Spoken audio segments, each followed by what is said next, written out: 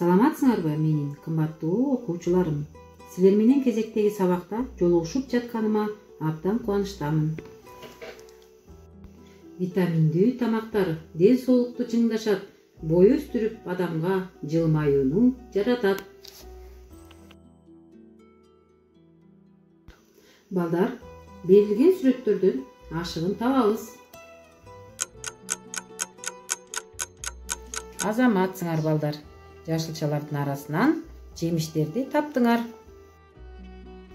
Биздин бүгүнкү сабагыбыздын темасы жашылча жана жемиштерден жасалган салаттар. Балдар, бүгүнкү сабакта жашылча жана жемиштерден жасалган салаттар менен жана алардын пайдалуулугу менен таанышасыңар.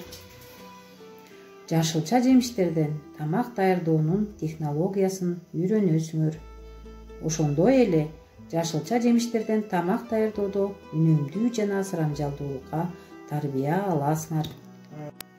Диетологдор салаттарды көп пайдалангандар туура жана пайдалуу тамактанышаарын бекемдеп келишет. Туура тамактануу принцибин кармагандар кечки тамагын бүтүндөй салат менен алмаштыра алат. Салаттардын артыкчылыгы аларды закуска, негизги тамак, десерт түрүндө да берүүгө болот. Салаттар адам баласынын тарыхында көп миңдеген жылдар мурда пайда болуп, алардын менюсунда бир кыйла маанилүү ролду ойногон. Салат сөзү латындын herba salata деген сөз айкаштарынан келип чыккан жана туздалган жашылча, зелень деген маанини билдирет. Алгачкы салат бүгүнкү күндөгү жашылчалардын бабаларынан, башкача айтканда бүгүнкү күндө абдан кеңири таанымал жана туздун жардамы менен жумшак жана жакшы сиңген базилик, кербел, лаванда, любисток жана кориандрдан даярдалган. Салат даярдоо искусствосунун абдан гүлдөгөн мезгили Францияда король Людовик 14-нүн учуруна туш келет. Ал падышачылык кылып турган учурда ашпозчулук өнөр күн сайын өркүндөөнүн үстүндө болгон. Бул процесске кесипкөй кулинарлар эмес, көптөгөн окумуштуулар, философтор, ошондой эле мамлекеттик ишмерлер да катышкан. Жаңы салаттардын ойлоп табуучулары Ришелье, Мазарини болушса, ал эми Мишель Монтен тамактануу илими деген китебин да жазган. Бул мезгилде тамак берүү жана тамакты жасалгалоо искусствосу эң жогорку деңгээлге жеткен. Аларды жасалгалоодо жөнөкөй ашпозчулар гана эмес, скульпторлор жана сүрөтчүлөр дагы эмгектенишкен. Падышанын столуна коюлуучу салаттардын баяндамасы поэмага тете болгон. Жасалгалоо жашылчалардан жасалган гүлдөр менен эле чектелбей, столго жей турган тамак аштардан сепилдер, ак сарайлар курулуп, периштелер учуп, айбанаттар сайран курушкан.